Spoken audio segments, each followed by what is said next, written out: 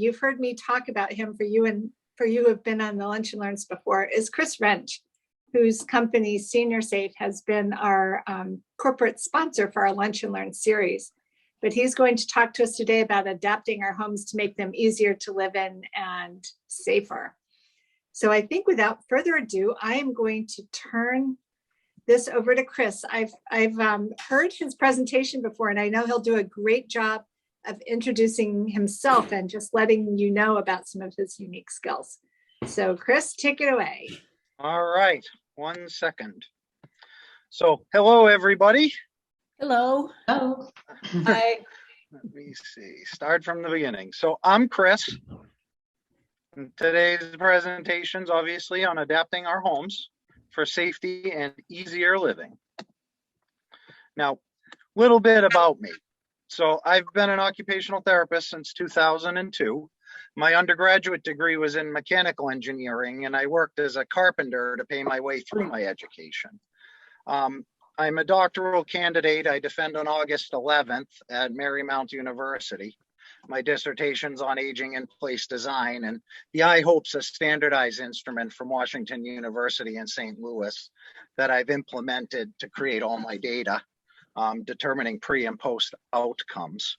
I'm the CEO of a company called Senior Safe LLC, which does everything from safety assessments and consultations to simple equipment procurement and installations, all the way to door widening, living additions, bathroom modifications, etc. And we do almost all of it in-house. In my spare time, I'm the National Director of Health and Safety Products for Age Safe America, which does training and advocacy for other professional companies, home care agencies, licensed clinicians, hospital groups, that sort of thing. I did write the chapter on home modifications in the Life Care Manager Handbook, and I am a licensed home improvement contractor in the state of Massachusetts. New Hampshire doesn't have any requirement for that aside from insurance. Now, what is home modification? The American Occupational Therapy Association has a pretty good description. They say adaptation to the living environment, which is intended to increase ease of use, safety, security, and independence. And that doesn't just... Whoops. Kris, wait a second. Hold on 1 second. Kris, I muted you by mistake.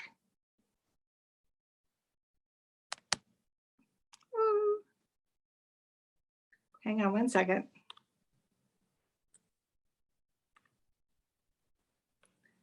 Kris, can you unmute yourself? Am I back? Yep, you're back. I'm Okay, sorry good. about that. I got some background noise and I got a little carried away there. Sorry. You muted all of us. I know, and I minimized your screen share. So No problem. So when we talk about adapting to the living environment, that includes a lot more than just our houses. It also includes how we get out. How do we get to appointments? How do we manage our what we call daily activities that become very meaningful and more difficult as time moves on? So it's not just our actual living quarters, it's our access to our communities and our environments. Now, one of our primary goals, obviously, is to address the maintenance and home repair issues that present safety risks. That's our first line before we get into heavy duty construction. Are our sidewalks fairly level? Did we maintain the weeds? Is the lighting good from our car getting into our house? Do we have all our batteries and our smoke alarms up to date and current? Do we have fire extinguishers? Is everything that would be routine that we tend to defer as it gets more difficult? I can't climb a step ladder because I have a heart condition.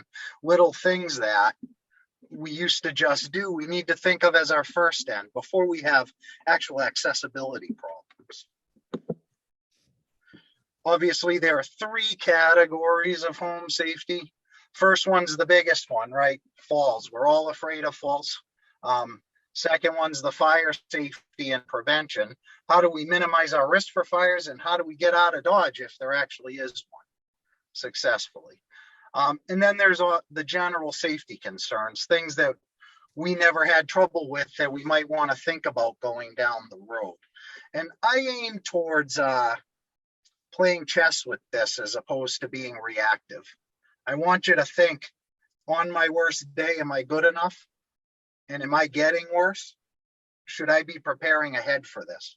It's far easier, less expensive, and can be designed better if we're not in a crisis trying to manage these processes.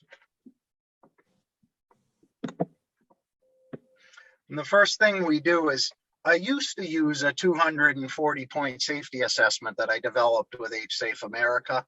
But since then, I've switched to that I hope I brought up in my dissertation title.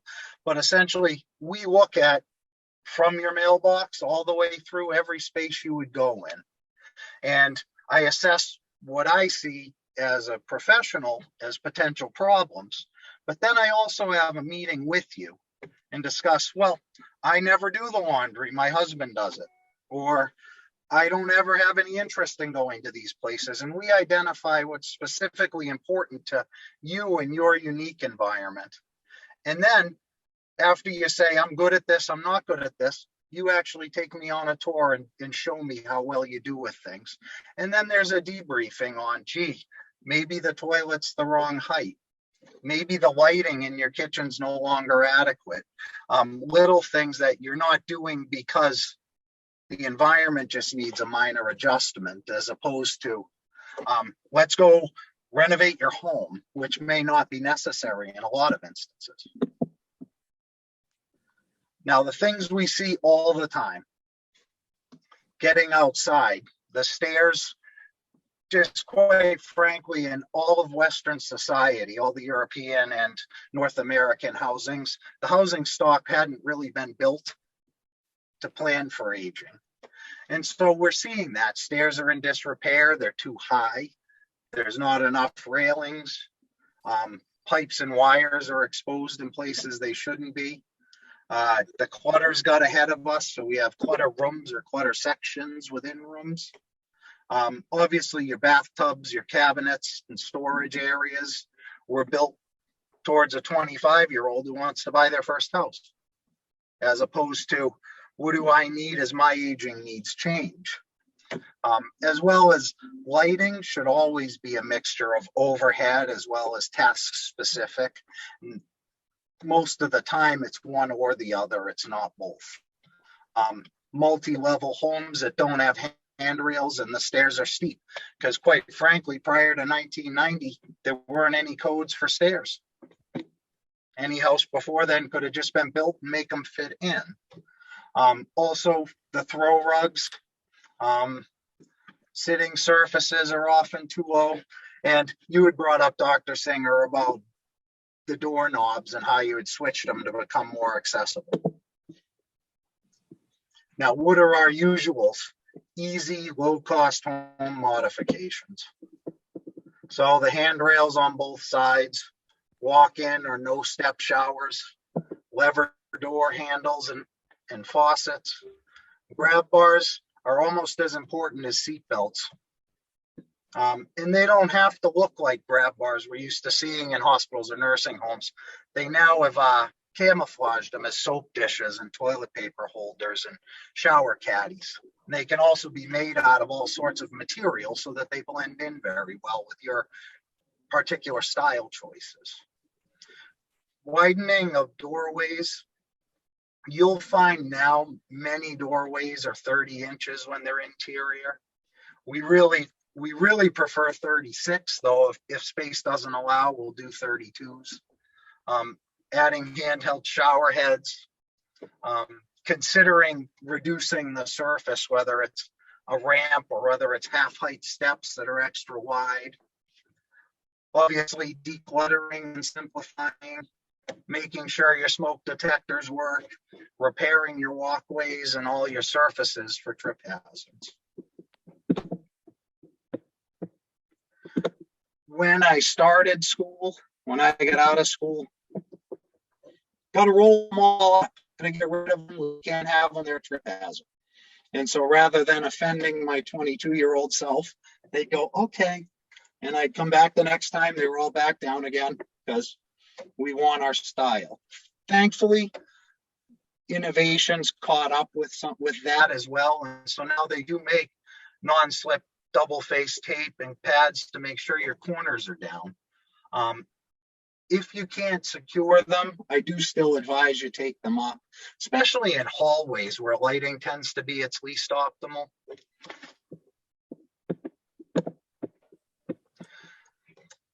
Dr. Singer brought up before most of you joined about switching to lever handles. You can buy the levers and replace them all out pretty easily. You can also buy these add-ons that I'm showing you that are a little bit less expensive and are pretty much do it yourself. Now, lighting. Lighting is an overlooked area in aging in place, and it really shouldn't be, because as we know, at the age of 40, you start to, your night vision decreases, your ability to read fine print and all of that needs to be magnified. It's just non-optional. It's a pure fact of aging. Increasing the wattage by a little bit, changing your surfaces, and we'll get into that as we move on as well, but sometimes you go from a staircase to a lightly carpeted floor, and management of that last step becomes difficult to interpret with our visual systems. So we make changes to that so that you can interpret that, not trip on that last step. Window coverings can be changed. Floor surfaces can have a gloss coating added so that it reduces the glare. And also combining overhead with task-specific lighting, which we'll get into as we move on. Now, as part of that, non-glare lighting, all of this is readily available, which used to be much harder, but getting on and off rocker switches so that we don't have to really think about twisting and turning as there may be arthritic or joint stiffness changes. These are a couple things that I did this last year. Obvious, the grab bars, handheld shower heads, shower curtains rather than doors, raised toilet. You can get a seat, but what you're looking at there is actually 21 inches high. It already did the whole distance without having more things that can come loose and cause the fall hazard. And then non-slip matter surfacing. That floor is actually a non-slip, it's called luxury vinyl plank flooring. And what you're seeing in the shower there is obviously the pebble style matting, and that has an anti-slip coating added to it as well so that it reduces the tripping fall hazards. ADA toilets, again, are readily available. You can buy them right off the shelf at Granite Group, FW Web, Home Depot, and Lowe's.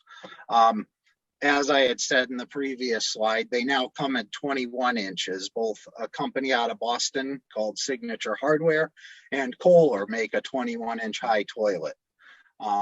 You can add the height as I'm showing you there in another project where they opted for the raised toilet seat with a top instead. But do know those are really meant to lower straight down onto. If you side sit at all, they're going to come loose on you.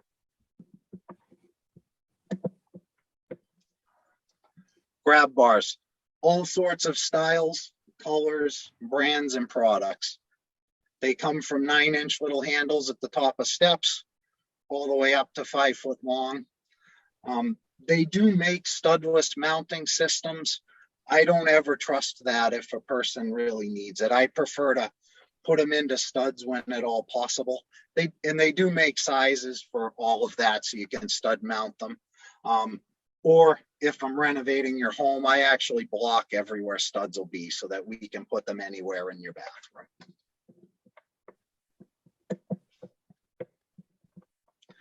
We individualize our modifications so that it specifically fits you.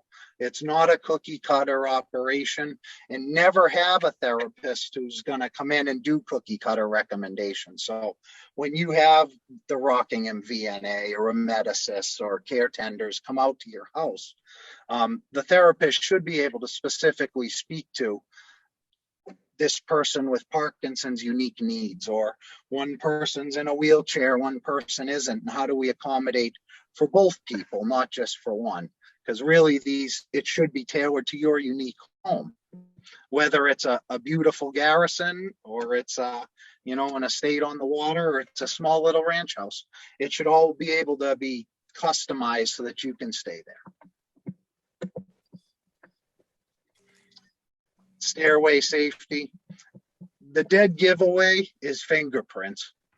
If I see fingerprints on your wall, you probably need hand railings. That might be in standard hallways. It's probably a good idea in every staircase to have two.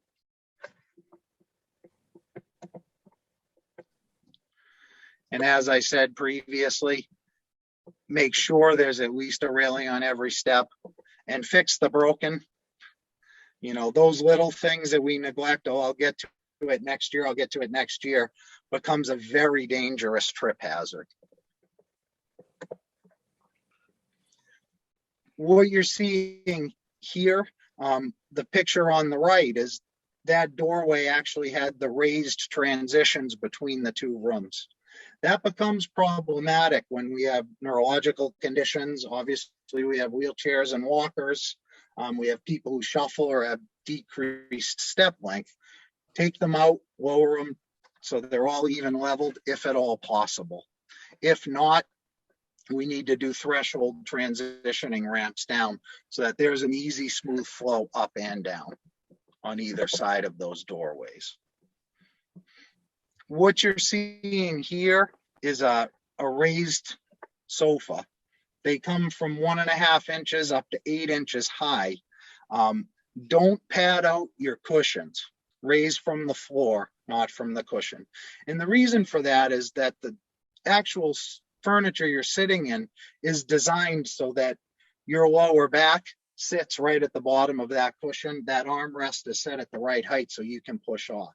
When you raise the cushions, putting books or pads or whatever underneath it, you're actually changing the safety of the sofa. So raise from the floor, whether it be blocks or whether it be an actual platform that gets built and have it anchored down. That's a far safer way for you to accomplish your height objectives. Now, the items you use all the time are the items you're going to want to have readily available. And this changes our mind a little bit from how we usually had set up a kitchen, for instance. You had plates in one cabinet, bowls in the other, cups in the third, all your utensils separate and organized. It may be time to minimize the amount of movement that needs to go through. So you have an actual total setting all together. Plate, the bowl, the cup, the utensils all in one space, so that you're now getting there, reaching, putting it down, as opposed to having to navigate throughout the whole kitchen, turning, leaning, and going. So minimizing the amount of effort have to put forth reduces your fall risk substantially. As we had said, clutter, scatter rugs, smoke detectors, everyone has, but please add a carbon detector. One outside of the bedrooms and one down where your mechanical systems are. Moving wires out of pathways. Putting in doorbells if you don't have one. All of you are tech savvy because you're here listening to me. Ring and Nest and those companies make ones that'll go right to your cell phones directly. They'll tie right into your television so that if you have any hearing impairments as well, it can alert you there's somebody coming. Obviously, large house numbers that are reflectors. Those are very good ideas for the fire department to have access. It's not a terrible idea to get a realtor lock or a hidden key location, or even using the newer combination locks for entry, and give access to your dispatch and your fire department. This way, if we have an emergency, they're not breaking your doors down. This is a simple, the realtor locks are about $30 at Home Depot, and makes it much easier for the emergency services to get into you. Obviously, wheelchair ramps can provide barrier-free access. They come, I do them in all sorts of ways, and most people do them as well. The aluminum ramps are the most cost-effective style, but they can be built any way you'd like. The one you see on the right is in a rustic setting. They wanted to keep a rustic sort of feel to it. So maintaining the slope code requirements, we went for it and built it a more rustic styling. So it matched kind of what their deck on the other side of the house looked like. And I wish I had one I'm doing in April to show you. That's all composite materials and let's see. And sometimes space doesn't make a lot of sense, or you don't really need to put a ramp in yet. The image on the top you're looking at is actually a platform lift. They didn't have enough property space to put a ramp without taking their whole driveway up. So it was actually built out, and this can go up as high as 12 feet. Lower it down, raise it up, drop it directly to the level of your doorway so that you can go in and enter. The image below are actually half-height stairs. They're 4 inches high. This was one of Nancy's customers. She had us do. Put them out so that those are actually 18-inch steps at 4 inches high, as opposed to the standard 11 inches. Much more gradual, much easier for a person to enter and exit. Value-based modifications. That right there is a significant savings. When you think about what it costs to spend 1 month in a nursing home or an assisted living, and Dr. Singer can attest, a private pay is about $12,000 a month. That shower's put in for just over half that price. Significant fall safety is improved here at a very good cost-effective value.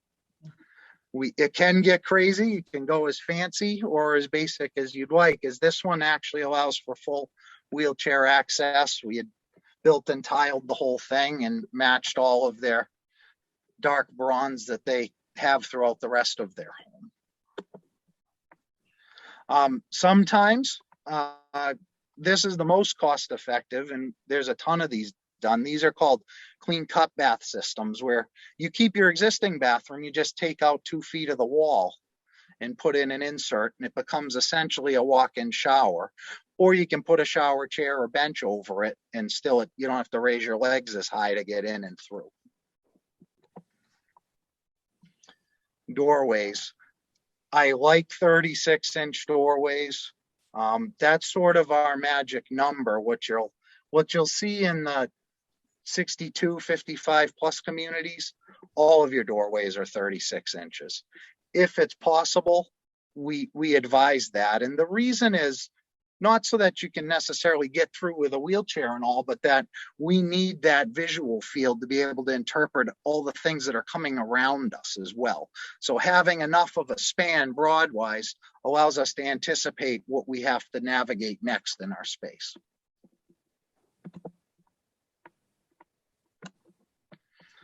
So as I brought up, there's many low cost things. Nursing homes are $12,000 a month or more. And most modifications that are done are very good value when compared against that. Being proactive, the minute you start seeing things be more difficult, it's probably a good idea to at least have a therapist come in and look at it. You know, maybe there's a little easy thing that can be done to make this a lot simpler for you. And plan for it to be ongoing, not throw the kitchen sink at everything all at once, but plan for it. I need this little bit now. And every year I'm going to reassess what my skills are. Kind of like you did with a retirement portfolio or, you know, a work career. What am I going to do next year? Do I need to rebalance? What do I need to change? Think of it that same way. Don't forget a personal emergency response system. There's substantially more than I've fallen and I can't get up now. They're actually a comprehensive augmentation to independent living. You can have permission. The systems I activate, for instance, I had a man in North Andover, Massachusetts. He had fallen and had a head injury, so he got impulsive. He was living in an independent living center down there. And his daughter in Maryland said, I'm scared to death. He just takes off, he leaves. We can't find him. And so the system had a tracker available that could be downloaded onto her phone. And he had an incident where he went off in a rage, left the place, and it alerted her. And she was able to call the emergency services from Maryland, and they found him on the corner of 5th and Main Street right there. And so it's a wonderful augmentation without having caregivers watching you the whole time. And it's entirely permission based. It's, I want my son and daughter. I only want my neighbor. I don't like my nephew, so my nephew's not going to get to know, that sort of thing. And it can be changed in an ongoing matter, as well as it tells you, I've fallen. I have a heart instance. I forgot to take my medicines. The big takeaway as well, there's a big difference between a safe environment and performing safely in that environment. You can do every single thing right. And a good, easy, obvious example is, you've got a house that has all the recommendations that have been made, everything's done, and then a person gets Alzheimer's. They may still not be safe in that house after a few years, despite everything that was done to keep them safe. Now, remember these 3 areas, right? There are 3 basic impairments, and most of them come from our third one. So obviously there are cognitive impairments that may happen to some of us. There are physical impairments that may happen to some of us. And a lot of them can be remediated by environmental change. Sometimes the environment isn't conducive to safety, and that's the only thing that needs to be changed is the environment, and all those other things can be managed for. Now, in closing, remember the safe home is just the beginning. Please continue to be engaged in your community. Senior loneliness and isolation is a very real phenomenon that has life-threatening implications. New Hampshire is not spectacular at addressing that, especially in rural locations, or even where I live in Derry, where there's 35,000 people. It doesn't engage the community very well. Work on strategies for appointments, social engagements and everything, rather than disengaging from them. Get a buddy system, get a team, get a community driving pool for doctor's appointments and for fun events and things. Please embrace the technologies. It's become a lot easier for all of us to utilize, both tele-doctor visits, FaceTiming children and grandchildren and others, and that emergency response. And as I had said before, preparing for your future is just like preparing for your retirement. It is way better to start early.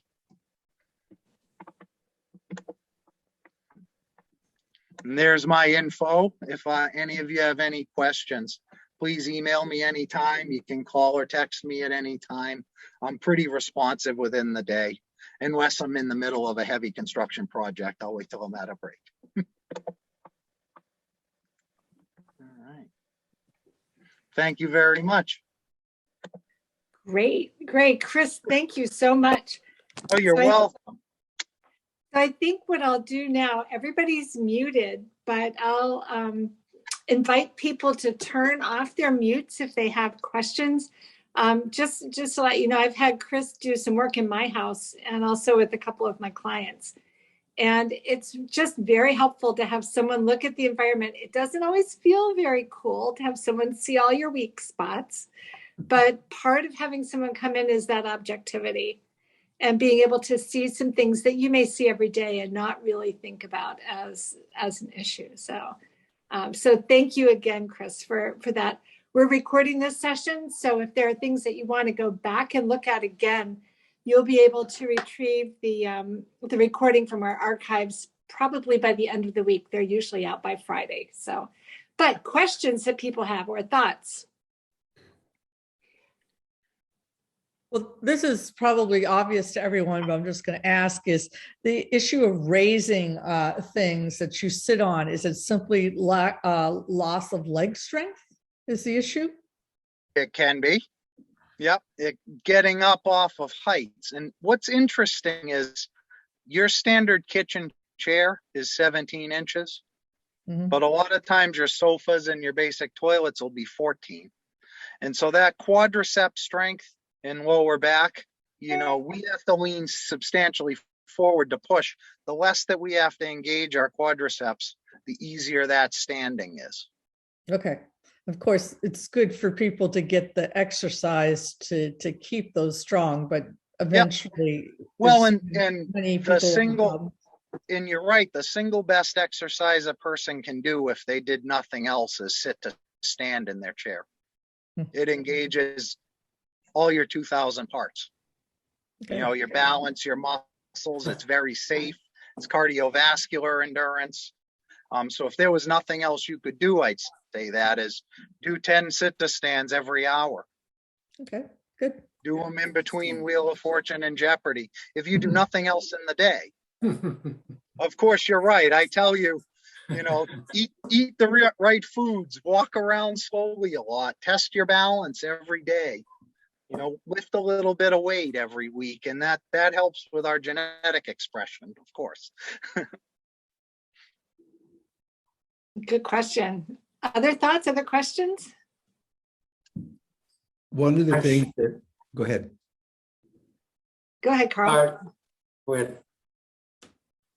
So one of the things that this talk spurred me to think about was sort of doing these things over time.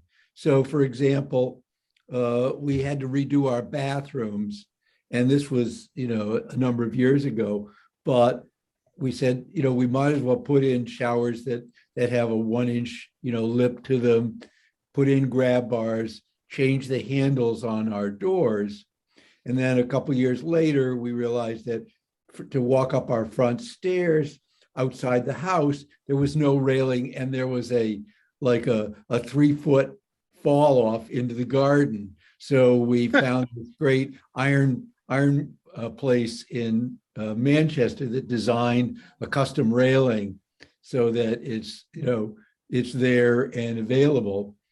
And then the next thing, as I was listening to your talk, that I was thinking about was putting handrails on both sides of stairways, because we have handrails on one side, but certainly that's another simple thing that you can do that isn't a lot of work. So I think one of the things to do is to say, I don't have to do all this at once. Right. I need to think about certain areas where we might want to do a renovation and sort of work on that, and then plan it out over a period of 2, 3, 5 years. Yep. Yeah, and that can be a long time where what you thought was going to happen is different. I'm seeing a customer in West Newbury at the end of the month who they had a very real plan, and then he happened to have a stroke. And so what they were going to do is changing drastically in the couple of weeks between when we were there. And so that's a very, very real thing is, 5 years from now might be entirely different than what you thought it was. I also think that thinking ahead and having someone look now, you can get different price points for things. Yep. So if you have a toilet that's in a really awkward place where there's not a grab rail possibility that you can see, just talking about it, and you may not want to do it right away, but if in 2 years you do, at least you knew what the estimate was, and you can call and just say, can we revisit? Yep.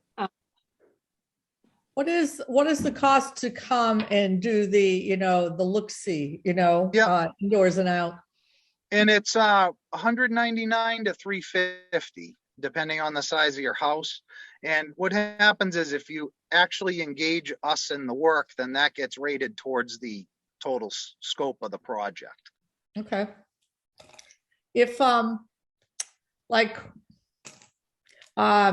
I don't feel like I need things yet, but I think I'm a planner, but my kids are like they think I'm getting really old, so So do my kids. they're concerned, Yeah, I can walk further than my son can when I visit him in New York City, but he still worries, But anyway, how about I know one thing I need. I love the rustic look of how my brick walkway in front of my front stairs looks, but it's getting pretty bumpy from frost heaves.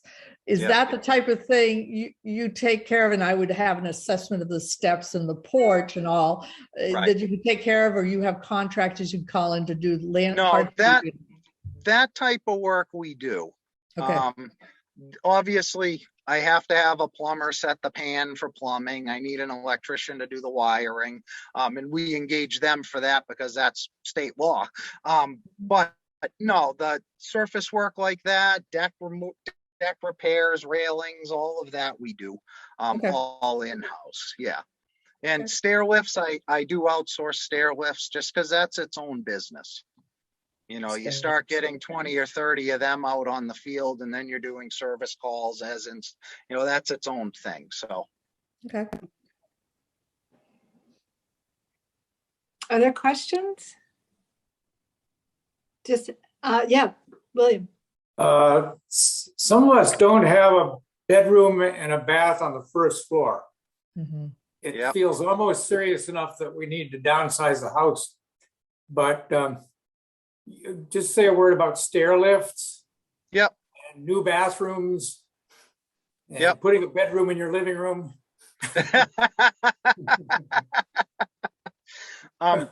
So Freedom Showers makes a portable shower if need be. That's about $5,000. Ties into your kitchen sink, and it has essentially a sump pump for a drain that can drain there. So if it becomes I have to do, yet it's not cost effective to add a bathroom to the first floor. Stair lifts are about $3,500 installed for a straightaway. If you have curved staircases, that's more like $14,000 because they're specialty engineered tracks, everything. Changing bathtubs to showers upstairs is actually a fairly involved job because you have to upgrade the drain from 1.5 inches to 2 inches. And that has to go all the way down to something that's at least that long. So it has to tie into either the toilet run or it has to go down to the basement. So it's not as simple as the way Bath Fitters does it. That's a big liability, honestly, to just put a shower where a tub was without upgrading the drain system. Thank you. Yeah, of course. Other questions or other thoughts? Great presentation, Kris. Your background just makes it so exceptional just to kind of look at the big picture. I love, your of kind of tearing out and proactive. I think that's a great advice. Thank you. Kris did a presentation for a Parkinson's group I belong to, and I went into the home of one of the people about a week afterwards, and they had moved all their heavy china dishes and bowls and mugs to a lower cabinet that they had there that had a slide out shelf. And they said, I can't believe how easy this is. I've been picking up dishes. Why do we store dishes in upper cabinets when we have to, they get dropped and chipped being put away. So it was sort of interesting that they really took that to heart, and they said it didn't cost us anything. And completely free. They moved some of their big serving things that they never use into a place that they don't have to access every day. So that was a really good recommendation. Oh, wonderful. And I think the lighting too, Kris, you didn't say much about the motion sensors, but night lighting. Yeah, the presentation evolved a little different this time. They lighting, there's a company called Mr. Beams, and write that down and explore them, everybody. They sort of carved out a in the adaptive lighting marketplace where they make motion activated, touch activated, battery powered versus plug-in lighting systems, so that when you get up to go to the bathroom, there's a system that goes between your mattress and box spring that can light your way. They can also do it in hallways. One of the most important safety spots for lighting is your catch-all drawers that most people have in their kitchens, where you have the scissors and the tacks and the pens and pencils and the batteries, and they make systems so that lights up when you pull it open. So that you now improve your safety, because most kitchens have the light above the stove where the microwave is, or there's a little bit underneath their cabinets, and then there's the one overhead. It's really, in places like that, it's invaluable. And Mr. Beams it's pretty crafty, because they come as things like string lights, and you open your closet and the light turns on automatically. It may be a good idea as well to switch from the toggle type light switches to motion activated lights in some of the rooms that you go to that turn off after a specified period of time. Sometimes I'm just going to use that night light in the hall to go to the bathroom at 3 a.m. So I don't have to impede. This way it lights your path. You finish, you go back to bed, a minute after it's off, and you don't have to think about it again. Those are all very low tech, low cost things that you can do that make huge differences in safety. Kris, one other question. Do you deal with anything in a temporary, for example, if somebody needed a temporary ramp due to a crisis situation? Yes. Do you get Yeah, there is some of that, as most people don't do that for stair lifts anymore. Most of the companies won't. The reason is they found they weren't cared for very well, and they tended to have the highest number of service calls for them. So a lot of them won't. But the aluminum ramps, yeah, I always keep 30 or 40 feet of it available to use as a rental. Excellent. As I won't do 200 feet on a rental, but I do have some that's there for a couple steps that need to be managed for.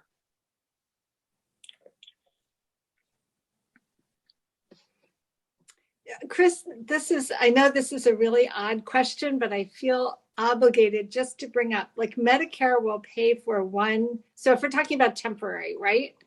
Medicare will pay for one mobility device every 5 years. Is that correct? And so sometimes when you're in the hospital or you're talking to a discharge planner in a nursing home, people are tempted to use Medicare to pay for their walkers or to pay for a shower chair.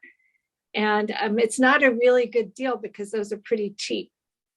But do you have any thoughts about sort of being careful with that benefit? It is. I usually do the same thing as you just said, as I tell people, buy the walker on Amazon. Mm-hmm. That you'll pay $89, where you have, and the walkers and wheelchairs, there's also a $50 co-payment with Medicare for that. So it doesn't make any sense to have that be your one device. Shower chairs are less than $50. The tub benches are less than $100. So, buy the low tech things.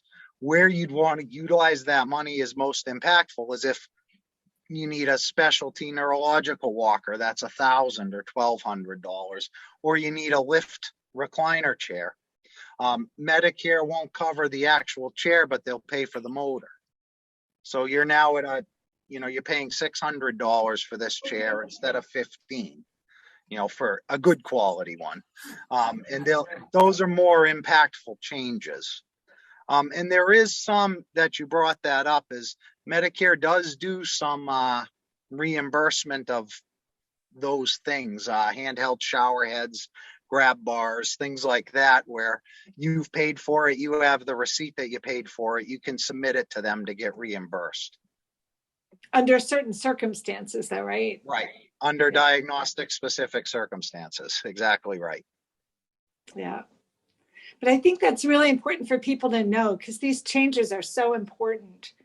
But but it's easy to sort of think that you're going to have Medicare pay for whatever you're desperately wanting, and just Right. being strategic and thoughtful ahead of time. Right. And sometimes the time it takes to get qualified is extraordinary. Is, oh yeah, well, the ramp's covered under these needs, but they deny you for 9 straight months. And in the meantime, you're homebound. And that's, we ran into that with my mother. My sister was insistent that they would cover it for her. And I said, you can try, but I'm still going to put one in. Yeah. And she had passed away before they ever even got to consider the qualification of it. And that's part of that shift towards population health that I alluded to, is for all of the talk at the federal level, is government's really getting out of the individual management of healthcare, and they're passing those benefits on to the insurance companies, which is why you see that big push for my Medicare Advantage plan covered by Humana. Is the government's encouraging the different insurance companies to take over the administration of it. And they're covering the population-based things when you're younger and healthier, and giving you less time when you actually need it. Oh, we'll pay for a ride to your doctor appointment, but you only have 6 days in the rehab. You're seeing that sort of thing happen at an increasing rate as we move along. So, but I think it's a good point. Just if you're thinking about modifications, if you're thinking about mobility equipment, talk to the therapist that's working with you, absolutely, or Kris, because they know about the changes and the regulations and the insurance coverage, and that's something that's really hard to keep up on. Yeah. If you can try, I double dog dare you to try to find this stuff on Medicare.gov. It's just very hard to navigate. So sure is. Any other thoughts? Great What's presentation. the optimal lip Okay. shower? Joanne? I just wanted to mention that in terms of lighting, Yeah. these you can get like at Target. These are motion sensitive lights that I now have all over my house and hallways and stuff. And they're battery powered, easy peasy. Makes, yes, they're great. So Kris, would that work in a drawer, in a junk drawer? Yeah, it might. Yeah, I'll try it. Very well. Yeah, try it. Great. Thanks, Joanne. Other thoughts? Okay. Well, I guess we've got it. So everybody, thank Kris. That was Thanks, really guys. patient. And Any as I said, questions at all, please reach out, okay? that's great. And we'll be able to share the information from this presentation with you. So if you came in late, or if you want to hear something again, feel free to go back. We'll make sure that you have the link. All right. Well, thank you, everybody. Until next Thank you very much. Thank you. Bye now. Very helpful. time. Bye.